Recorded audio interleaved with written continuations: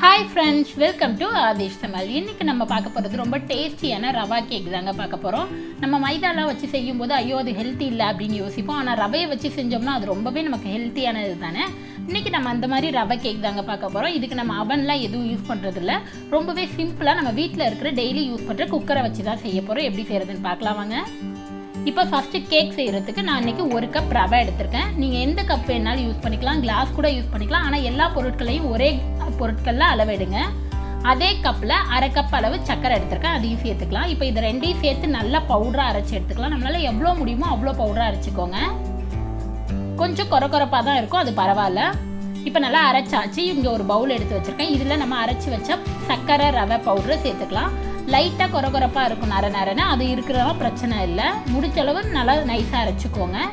இந்த ஸ்டேஜில் இப்போ வந்து இது ஒரு சைடு இருக்கட்டும், நம்ம அதுக்கு தேவையான லிக்விட் ஐட்டத்தெல்லாம் மிக்ஸ் பண்ணிக்கலாம். இப்போ இங்கே ஒரு பவுல் வச்சுருக்கேன். இதில் வந்து 1/2 கப் அளவு தயிர் எடுத்திருக்கேன், இதை சேர்த்துக்கலாம். இதோட 1/4 கப் அளவு எண்ணெய் எடுத்திருக்கேன், இதை சேர்த்துக்கலாம். சன்ஃப்ளவர் ஆயில் தாங்க. இந்த எண்ணெயில் வந்து எந்த ஃப்ளேவரும் நமக்கு இருக்கக்கூடாது, அதனால கல்லெண்ணெய் நல்லெண்ணெய் யூஸ் பண்ணாதீங்க, மீதி எண்ணெயெல்லாம் யூஸ் பண்ணிக்கலாம். இதை ரெண்டையும் சேர்த்து நல்லா மிக்ஸ் பண்ணிக்கலாம். நல்லா ஒரு க்ரீமியாக வரணும். எண்ணெய் தயிர் ரெண்டும் சேர்த்து நல்லா மிக்ஸ் ஆகி வரணும். தயிரில் வந்து எந்த கெட்டியும் இருக்கக்கூடாது, அந்த மாதிரி நல்லா மிக்ஸ் பண்ணி எடுத்துக்கோங்க. அப்போ தான் நமக்கு கேக் சாஃப்டாக இருக்கும். தயிர் கெட்டியாக இருந்ததுன்னா நமக்கு வந்து கேக் சாஃப்டாக இருக்காது. இப்போ பாருங்கள், நம்ம நல்லா மிக்ஸ் பண்ணி எடுத்தாச்சு. இந்த மாதிரி நல்லா க்ரீமியாக எடுத்துக்கோங்க. இப்போ இதை வந்து நம்ம ரெடி பண்ணி வச்ச சக்கரை ரவை மிக்சரில் வந்து ஊற்றிக்கலாம். இப்போ இது எல்லாத்தையும் சேர்த்து நல்லா மிக்ஸ் பண்ணி விட்டுருங்க. நம்ம ரெடி பண்ணி வச்ச ரவை, சக்கரை, எண்ணெய், தயிர் எல்லாமே சேர்த்து நல்லா ஒரு க்ரீமியாக வரணும். அந்த அளவு நம்ம மிக்ஸ் பண்ணி எடுத்துக்கலாம். இதை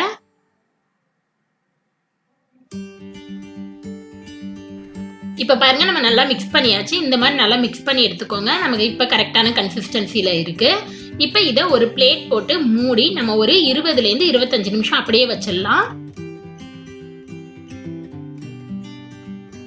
இப்போ இங்கே 25 நிமிஷம் ஆகிடுச்சு. நம்ம ஓப்பன் பண்ணி பார்க்கலாம். இப்போ இதை வந்து லைட்டாக ஒரு விஸ்க் வச்சு லைட்டாக மிக்ஸ் பண்ணி விட்டுக்கலாம். பாருங்கள், நம்ம வந்து கொஞ்சம் லிக்யூடாக வச்சோம். இப்போ நல்லா கெட்டியாகி வந்திருக்கு. இப்போ நம்ம ரவெல்லாம் எடுத்தோம் இல்லையா, அதே கப்பில் 1/2 கப் அளவு பால் எடுத்துருக்கேன், அதை சேர்த்துக்கலாம். இது காய்ச்சின பால்லாம் எதுவும் இல்லைங்க, காய்ச்சாத பால் தான். நீங்கள் காய்ச்சின பால் கூட சேர்த்துக்கலாம், ஆனால் ஆறி இருக்கணும். இதை சேர்த்து விட்டு நல்லா மிக்ஸ் பண்ணி விட்டுடலாம்.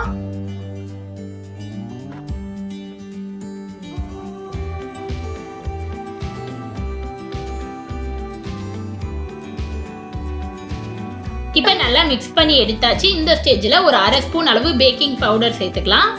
இதோட ஒரு 1/4 ஸ்பூன் பேக்கிங் சோடா சேர்த்துக்கோங்க. இதையும் சேர்த்து விட்டு நல்லா மிக்ஸ் பண்ணிக்கலாம்.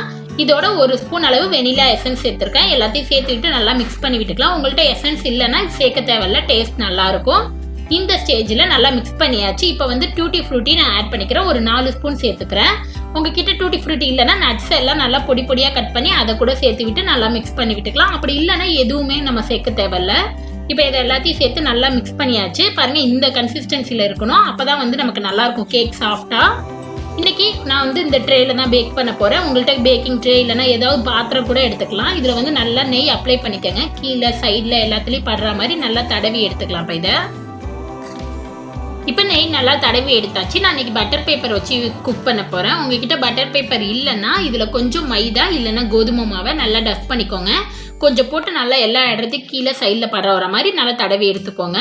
இப்போ நம்ம ரெடி பண்ணி வச்ச கேக் பேட்டரை ஊற்றிக்கலாம். இப்போ எல்லாத்தையும் சேர்த்தாச்சு. இந்த கேக் பேட்டர் வந்து 1/2 டின்னு to 3/4 டின் அளவு தான் இருக்கணும், அதுக்கு மேலே இருக்கக்கூடாது. அப்போ தான் நமக்கு பொங்கி வரும்போது கரெக்டாக இருக்கும்.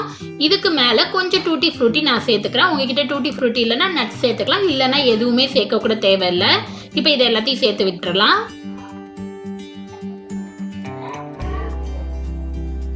இப்போ எல்லாத்தையும் சேர்த்தாச்சு. இப்போ இதை வந்து நம்ம பேக் பண்ணி எடுத்துடலாம். நான் இன்னைக்கு குக்கரில் தான் பேக் பண்ண போகிறேன். இது இந்த மாதிரி ஒரு ஸ்டாண்ட் வச்சு நல்லா மூடி போட்டு மூடி மீடியம் ஃப்ளேமில் 5லேருந்து 10 நிமிஷம் நம்ம ப்ரீ ஹீட் பண்ணி எடுத்துக்கலாம். இதில் வந்து கேஸ்கட் வெயிட் ரெண்டுமே போடக்கூடாது, இதை மட்டும் பார்த்துக்கோங்க.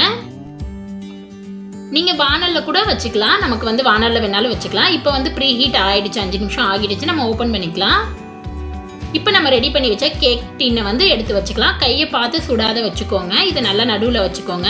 நமக்கு வைக்கும்போது சைட்லேயும் வந்து இந்த மாதிரி கொஞ்சம் கேப் இருக்கணும், உரசக்கூடாது. இப்போ இதை மூடி போட்டு மூடிடலாம். நம்ம இப்போ இதை மூடி போட்டு மூடிட்டு நல்லா மீடியம் ஃப்ளேமில் ஒரு 35லேருந்து 40 நிமிஷம் வரை நம்ம பேக் பண்ணி எடுத்துக்கலாம். நான் இன்னைக்கு குக்கரில் வச்சுருக்கேன். நீங்கள் வானலில் கூட வச்சுக்கலாம். நீங்கள் வைக்கும்போது சைடில் உரசக்கூடாது, நமக்கு மூடி போட்டு மூடுற மாதிரி இருக்கணும். அந்த மாதிரி பாத்திரமா வச்சுக்கோங்க. இப்போ இங்கே 40 நிமிஷம் சரியாக ஆகிடுச்சு. நம்ம ஓப்பன் பண்ணி பார்க்கலாம். நமக்கு கேக் நல்லா வெந்து வந்திருக்கு. பார்க்கும்போதே தெரியும் நம்ம வச்சதுக்கு நல்லா கொஞ்சம் உப்பி நல்லா வந்திருக்கு. இப்போ கேக் வெந்திருக்கா இல்லையான்னு பார்க்கறதுக்கு இந்த மாதிரி ஒரு டூத் ஸ்டிக் வச்சு நல்லா குத்தி பாருங்கள். நமக்கு நல்லா ஒட்டாத வந்துச்சுன்னா கேக் வெந்துருச்சுன்னு அர்த்தம். இல்லைனா ஒரு கத்தி வச்சு கூட நீங்கள் குத்தி பார்த்துக்கலாம். ஒரு 2-3 இடத்துல குத்தி பாருங்கள். நமக்கு நல்லா வெந்துருச்சு. இப்போ அடுப்பை ஆஃப் பண்ணிவிட்டு இதை வெளியில் எடுத்து வச்சிடலாம். இப்போ இது 10 நிமிஷம் நல்லா ஆறட்டும். நம்ம அதுக்கப்புறம் எடுத்துக்கலாம். அப்போ தான் நம்ம கேக் உடையாது நல்லா வரும். இப்போ இங்கே 10 நிமிஷம் ஆகிடுச்சு. இந்த மாதிரி ஒரு கத்தி வச்சு சைடை வந்து நல்லா எடுத்து விட்டுருங்க. பாருங்க, நமக்கு நைஃப் வச்சு எடுக்கும் போதே நல்லா தெரியும் அவ்வளோ சாஃப்டாக இருக்குது. இப்போ இந்த மாதிரி ஒரு பிளேட் வச்சு இதை அப்படியே தலைகீழ நம்ம மாற்றி எடுத்துக்கலாம். இப்போ இது லைட்டாக மேலே தட்டினீங்கனாலே போதும், நமக்கு நல்லா எடுத்துகிட்டு வரும். பாருங்கள், இப்போ மேலே உள்ள பட்டர் ஷீட்டை வந்து நம்ம ரிமூவ் பண்ணிடலாம். நமக்கு கேக் பார்க்கும்போதே தெரியுது நல்லா அவ்வளோ சாஃப்டாக இருக்குன்றது. இப்போ நான் உங்களுக்கு கையில் எடுத்து காட்டுறேன் பாருங்கள், அவ்வளோ சாஃப்டாக இருக்குது. டேஸ்ட்டும் சொல்லவே கூடாது, அந்தளவு டேஸ்ட் சூப்பராக இருந்துச்சுங்க. நம்ம ரவை வச்சு செய்கிறதுனால இது ரொம்ப ஹெல்த்தியானது. இப்போ இதை வந்து நமக்கு எந்த ஷேப்பில் வேணுமோ அந்த மாதிரி நம்ம கட் பண்ணிக்கலாம். இது ரொம்பவே டிஃப்ரெண்ட்டாக டேஸ்டியாக இருக்கும். குழந்தைங்களுக்குலாம் நம்ம இந்த மாதிரி செஞ்சு கொடுக்கும்போது ரொம்ப விரும்பி சாப்பிடுவாங்க. கண்டிப்பாக நீங்களும் ட்ரை பண்ணி பாருங்கள். உங்களுக்கு இந்த வீடியோ பிடிச்சிருந்துச்சுன்னா லைக் பண்ணுங்கள், ஷேர் பண்ணுங்கள், கமெண்ட் பண்ணுங்கள், மறக்காமல் சப்ஸ்கிரைப் பண்ணுங்கள். கூடவே இருக்கிற பெல் பட்டன் ப்ரெஸ் பண்ணுங்கள். அப்போ தான் நான் எப்போ வீடியோ போட்டாலும் உங்களுக்கு நோட்டிஃபிகேஷன் வரும். நெக்ஸ்ட் ஒரு நல்ல ரெசிபியில் உங்களை பார்க்குறது வரைக்கும் பாய்.